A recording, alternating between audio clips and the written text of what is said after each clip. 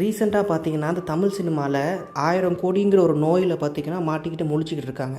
ஆனால் உண்மையாக பார்த்தீங்கன்னா அந்த 1000 கோடிங்கிற விஷயத்தை பண்ணது அட்லி தான். இப்போ உடனே பார்த்தீங்கன்னா நிறைய பேர் அட்லியா ப்ரோ, அது ஹிந்தி படம் ப்ரோ, அது ஷாருக் கான் நடித்த படம் ப்ரோ அப்படிங்கிற மாதிரி சொல்லுவீங்க. அது உண்மை தான், ஷாருக் கான் பெரிய ஒரு பாக்ஸ் ஆஃபீஸ் கிங், அதெல்லாம் ஓகே. பட் நீங்கள் ஒரு விஷயத்தை எடுத்து பாருங்க, இதே ஷாருக் கான் பண்ண படம் தான் பார்த்தீங்கன்னா துன்கி. அதுவும் பார்த்தீங்கன்னா நம்ம ஊரில் எப்படி மணிரத்னமோ அந்த மாதிரி அவங்க ஊரில் பார்த்தீங்கன்னா ராஜ்குமார் ஹிரானின்னு சொல்லுவாங்க, பெரிய ஒரு டைரக்டர். இவங்க 2 பேர் சேர்ந்து எடுத்த படம் தான் துன்கி. அந்த படம் பார்த்தீங்கன்னா 1000 கோடி கலெக்ட் பண்ணல, எனக்கு தெரிஞ்சு 500 600 தான் மேக்ஸிமம் நினைக்கிறேன். ஸோ இந்த ஷாருக் கான் மட்டும்தான், ஷாருக் கான்னால தான் அப்படின்னு நினைக்கிறவங்களுக்கு இதுதான் best answer. Not all about hero, சரியா? சம்டைம்ஸ் நீங்க என்ன பண்றீங்கன்றது முக்கியம். நிறைய பேர் சொல்லுவாங்க பார்த்தீங்கன்னா, what bro cooking, Lokesh what are you cooking அப்படின்லாம் டீசர்லாம் பார்த்துட்டு. அந்த மாதிரி எதை வேணாலும் குக் பண்ணி சாப்பிட்ற அளவுக்கு எல்லாருமே கிடையாது. இந்திய ஆடியன்ஸ்லாம் பைத்தியக்காரங்களும் கிடையாது, அப்படிலாம் இல்லை. ஸோ அவங்க குக் பண்றதுல ஒழுங்கா மசாலா இருக்கணும், ஒழுங்கான இதெல்லாம் இருக்கணும். அட்லீஸ்ட் நீ கொப்பி அடிச்சா பரவாயில்ல, எல்லாமே ஒரு பிரியாணி தான். உன்னோட சைட்ல அந்த பிரியாணி இன்னும் கொஞ்சம் எப்படி எலிவேட் பண்ணாலும், இன்னும் கொஞ்சம் எவ்வளோ டேஸ்டா பண்ணாலும் அவ்வளோதான். அதை பண்ணிட்டுனா